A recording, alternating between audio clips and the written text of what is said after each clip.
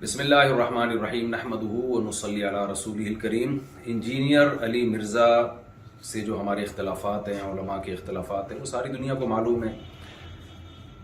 جناب انجینئر علی مرزا کے نظریات سے ہم متفق نہیں ہیں، میں جہلم بھی گیا اسی سلسلے میں، لیکن جب تک دلائل کا جواب دلائل سے چل رہا تھا معاملہ ٹھیک تھا۔ اب ایک فتویٰ آیا ہے سامنے جو بڑا پھیلایا جا رہا ہے، ایک مولانا صاحب کی طرف سے فتویٰ دیا گیا کہ جی انجینئر صاحب کا قتل جائز ہے۔ تو میں یہ اپنی دینی ذمہ داری سمجھتا ہوں کہ ہم اس فتوے سے بالکل متفق نہیں ہیں، اور جتنی بھی میری بڑے علماء سے بات ہوئی ہے، جہاں تک میری رسائی تھی، جن سے میری بات چیت ہوئی ہے، وہ کوئی بھی اس فتوے سے متفق نہیں ہے۔ تو لوگ اس فتوے کو علماء کا متفقہ فیصلہ نہ سمجھیں، کیونکہ ہمارے ملک میں پہلے قتل و غارت بہت ہوئی ہے۔ یہ شرعاً کسی کو اجازت نہیں ہے اس کی کہ کسی بھی شخص کو اٹھ کے وہ قتل کر دے۔ انسانی جان کا قتل، چاہے وہ کسی بھی مسلک سے ہو، کسی بھی فرقے سے ہو، کسی بھی مذہب سے ہو، ہم اس کا قتل جائز نہیں سمجھتے۔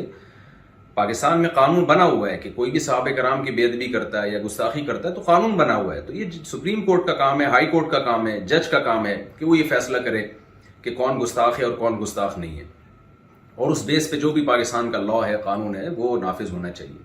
لیکن یہ جو ایک فتویٰ دیا گیا ہے کہ جی اٹھ کے قتل کر دیا جائے، یہ بالکل ٹھیک نہیں ہے۔ میرے بیسیوں اختلافات ہیں انجینئر علی مرزا سے، میرے کیا، اہل سنت والجماعت کے علماء انجینئر علی مرزا کے عقائد کو درست نہیں سمجھتے، لیکن قتل و غارت کے فتوے دینا، انسانی جان غیر محفوظ ہو جائے ہمارے ملک میں، یہ بالکل جائز نہیں ہے۔ ہم اس کی پرزور مذمت کرتے ہیں، اور اس کو علماء کا فتویٰ نہ سمجھا جائے۔ ایسا نہ ہو کل کوئی سرپھرا اٹھے اور کسی انسان کو قتل کر دے گستاخی کی بیس پہ، بے ادبی کی بیس پہ، تو یہ بالکل غلط ہے۔ ہم اس کی بھرپور طریقے سے مذمت کرتے ہیں، اور علماء بھی، جہاں تک میری رسائی علماء سے ہوئی ہے، وہ بھی اس عمل کو جائز نہیں سمجھتے۔ تو ملک میں امن کی کوشش کریں، اور دلائل کی دنیا میں رہ کے ہی بات کی جائے گی، اس سے آگے بڑھنے کی کوشش نہ کریں، قانون اپنے ہاتھ میں لینے کی قطعاً کوشش نہ کریں۔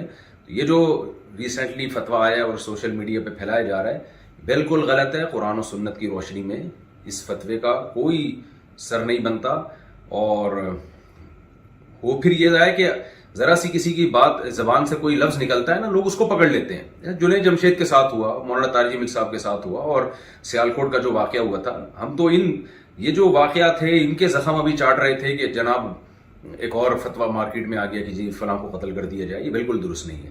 تو خدارا جو مذہبی لوگ ہیں وہ جنون کی حد تک آگے بڑھنے کی کوشش نہ کریں۔